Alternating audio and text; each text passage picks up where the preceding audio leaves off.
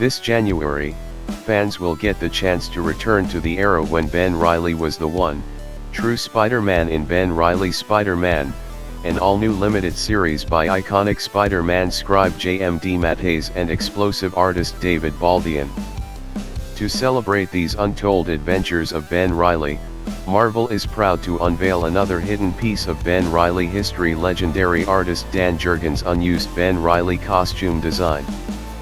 Jurgens' original design sheet and sketch art from 1995 will adorn Ben Reilly's Spider-Man #1 as variant covers, and this bold costume may also play a surprising role in Ben Reilly's saga by the end of the new series. Here's what Jurgens had to say about his costume design seeing new light as covers. Back in 1995, when we were launching the new sensational Spider-Man series with Ben Reilly taking over as Spidey, we decided to tweak his costume. Mark Bagley and I each took a swing, and Mark's classic design quite appropriately was the winner. I filed the art away and pretty much forgot about it until the new series came up in a recent conversation and I happened to think of it. Definitely cool now that, after all these years, this other version will finally see the light of day as one of the variants to Ben Reilly, Spider-Man #1. It's even more cool to be drawing Ben again, with regular variant covers for the duration of the series. Tony Stark is evolving into a being of a higher power, as Iron Man is about to become a god in the pages of Marvel Comics. In preview for Iron Man #14, Tony Stark is turning into the strongest version of Iron Man yet, as he'll trade in his usual armor for something much more powerful. But first, the hero undergoes a unique transformation process. Iron Man's journey to becoming a god has been filled with numerous twists and turns. After learning Korvac intended on stealing the power cosmic from Galactus world ship TAA-2, Tony Stark assembled an unlikely team of heroes to stop the villain. However, after being sent away to a distant planet across the galaxy, Iron Man made it to TAA-2 and watched as Korvac successfully stole the ship's powerful energy. In a last-ditch effort to stop Korvac, Iron Man decided to expose himself to the same energy of the power cosmic, which is changing the hero in a big way. In a new preview for Iron Man #14, readers are taken inside Iron Man's dreamlike state after he absorbed the power cosmic. In his armor, Tony Stark lays on a bed and drifts through space as he separates from his physical form. He records the process and is at a loss for words, guessing his brain is wildly firing off synapses as the power binds with his entire body and armor. Iron Man admits he didn't think of the consequences of touching the power cosmic while still suited up in his armor. It appears Iron Man is being sent down a path of his own memories and existence as his brain tries not to overload after gaining the power cosmic. Since there's no direct playbook in what's supposed to happen when transforming into a god, Iron Man is likely on a unique journey of self-retrospection as his brain, body, and armor figure out how to deal with the overwhelming power he's processing about to receive. Now, Damian enters the final round, where he is up against Connor Hawk Oliver Queen's son and former Green Arrow. A preview for the issue highlights how evenly matched the two fighters are, and how their rematch will be nothing short of intense. The two legacy heroes last squared off in Robin #3. After the two bonded over poking fun at their fathers for common feats and gimmicks like themed vehicles and putting children in danger, the League of Shadows arrived and reminded Hawk that he owes them a debt, and he should not be allies with the son of the Bat.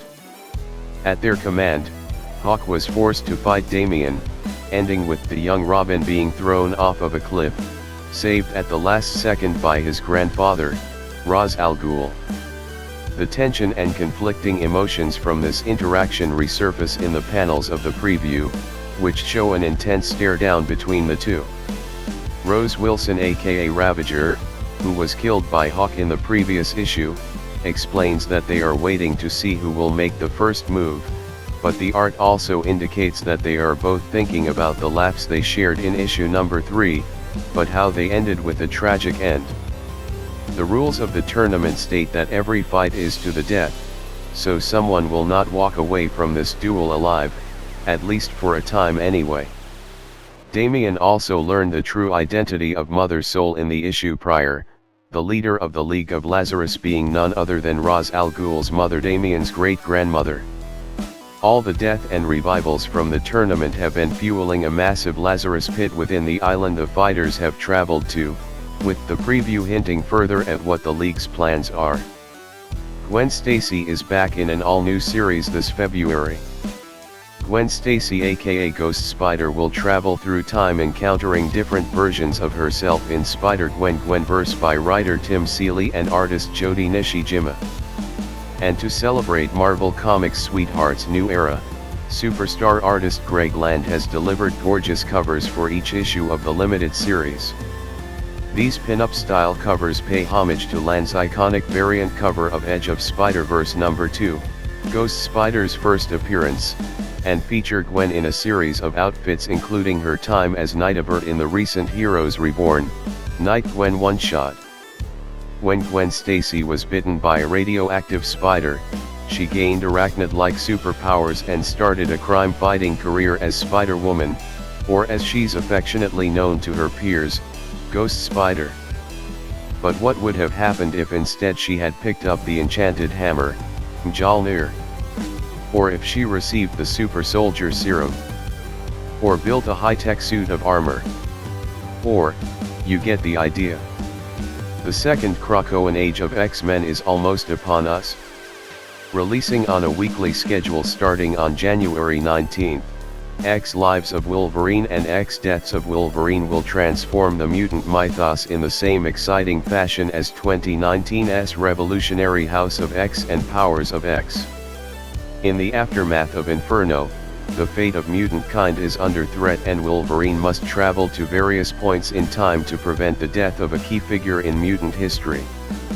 Along the way, key eras of Wolverine's storied past will be explored and revelations that will impact mutant kin's future will be brought to light.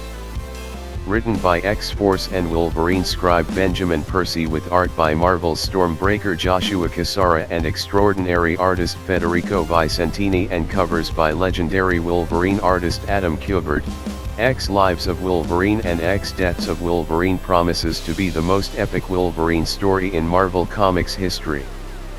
This is a story that channels Wolverine's legacy from start to finish. But with that said, it's very much its own thing. I don't do karaoke, Percy told Nerdist in an exclusive interview. In other words, I am tipping my hat to Days of Future Past, yes, but the X Lives of Wolverine X Deaths of Wolverine is its own signature narrative.